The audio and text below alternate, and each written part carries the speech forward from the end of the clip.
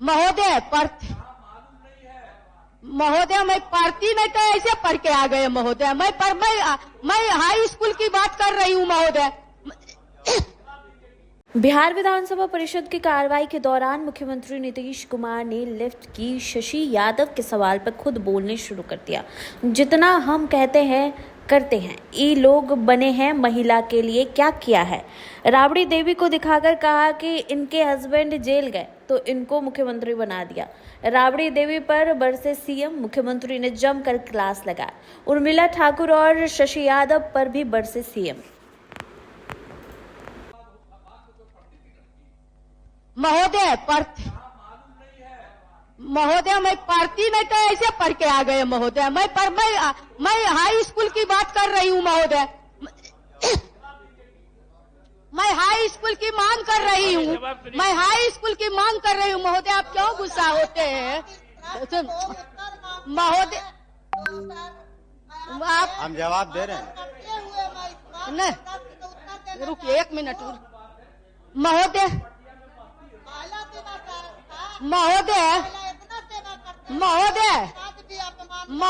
दो आदमी नहीं बोले ना, एक मिनट बैठिए महोदय। अंतर्राष्ट्रीय काम किया गया हम लोग की सरकार में, कुछ मालूम है? आप उस प्रक्रिया में हैं। इसके हस्बैंड टूट गए तो अपना वाइफ को बना दिया। अरे ये सब कोई मतलब है जी? जो हुआ है आई लोग भी बनी हुई तो कोई महिला के लिए की है? ये सारा का सारा काम महिलाओं के लिए कितना हुआ है मालूम है? एक एक बात हमने बता दिया है। आप महिला को कोई दिक्कत नहीं है, एक एक तरह से कुछ नहीं जानती हो। अरे यही लोग बना दिया है तो तू लोग का कौन महिला का है? जब आप लोग नहीं हैं। आप लोग को जो कभी महिला के लिए किया नहीं, उन्हीं लोगों के पार्टी में है। आप फिर जवाब दीजिए और सब जवाब दीजिए सबका। महोदय, लोग भी जो महिलाएं हैं सबको बताना चाहिए कि कितना ज्यादा महिलाओं के लिए हो रहा है। सभापति महोदय, बैठे हाउस, आप मेरी बात सुनिए। सभा केवल उर्मिला जी बोल रहे हैं, आप लोग की बात नहीं है। सभापति महोदय, जो महिलाओं के शिक्षा के लिए माननीय मुख्यमंत्री जी ने जब से बागडोर संभाली है, आप ये समझिए कि 2003 में महिलाओं की साक्षरता करीब 34% थी। 2024-23 में साक्षरता 76% है। आपने बोला तो दूसरे को भी आप जवाब देने का मौका दीजिए। आप जवाब सुनना नहीं चाहते? आपका भी जवाब हम देंगे, सुनिए। 2003 में महिलाओं की साक्षरता करीब 34% थी और जब पुनः सर्वे कराया गया 2023 में तो वो 74% थी।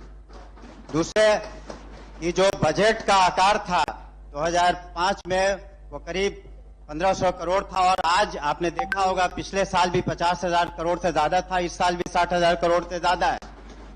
और आपको एक बात और बताना चाहेंगे आपके माध्यम से माननीय सभापति महोदय, कि जो साइकिल योजना, पोशाक योजना, कन्या उत्थान योजना, ये सारी मिड डे मील योजना इससे लागू हुए तो पूरे बिहार का परिदृश्य, मेरी बात सुनिए, पूरे बिहार का परिदृश्य बदल गया।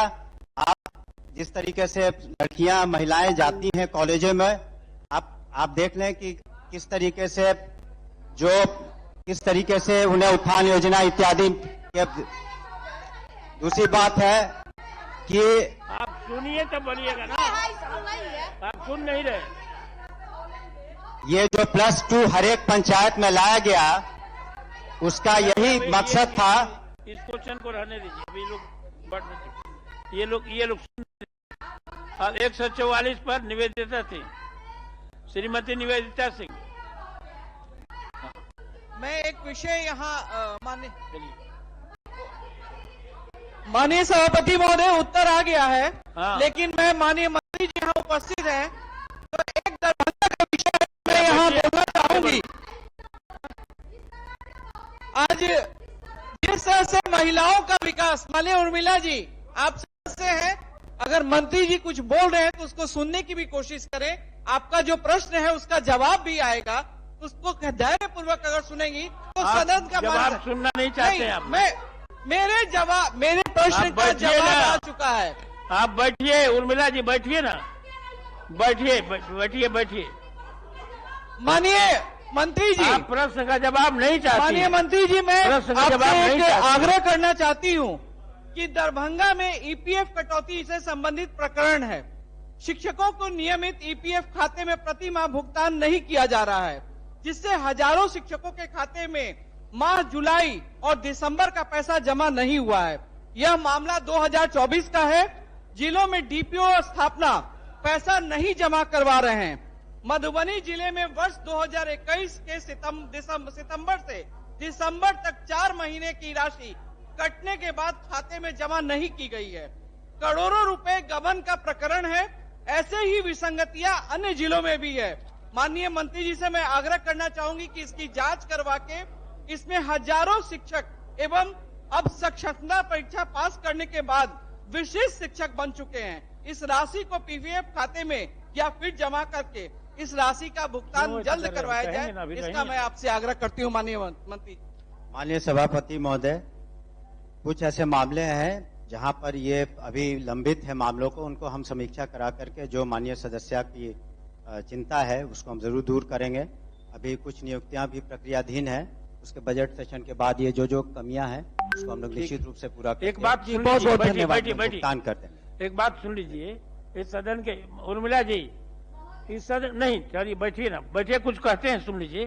सदन की परंपरा है और हम लोग इज्जत करते हैं कि सदन के नेता माननीय मुख्यमंत्री जब कोई बात करते हैं तो उस समय खड़ा होकर के नहीं करना चाहिए, बात को अच्छी तरह से सुनना चाहिए। अब इस तरह से मैं पहले से खड़े हैं, जब मुख्यमंत्री खड़े हो जाते हैं तो आप ही हो जाएगा। हम खड़ा होकर आपको बैठाने के तभी भी आप लोग नहीं बैठे, और इसीलिए कोई एक्शन होता है तो आप लोग कहते हैं कि ये एक्शन ले लिया गया। ये परंपरा को सभी के लिए है। जब सदन नेता बोलते हैं तो आपके लिए कुछ उपयोगी बात बोल रहे हैं, इसको हवा में मत उड़ाइए, और ये लागू रहेगा, याद से मैं बता देता हूं। चलिए, हाँ बोलिए।